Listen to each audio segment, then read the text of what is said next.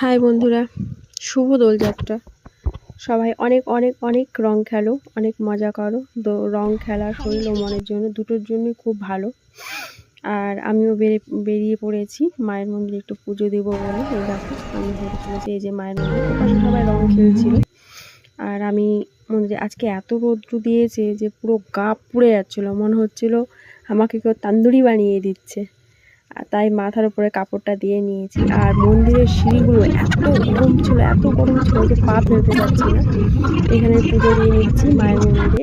আর এই ছাগলটা দেখো আমার পাশ থেকে সরছিলই না, আমি সরিয়ে দিচ্ছি তাও হচ্ছিল, তাই আমি ওর মাথাতে একটু আবির দিয়ে দিলাম।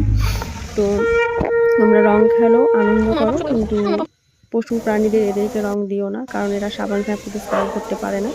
তারপরে আমি চলে গেলাম বাবার মন্দিরে।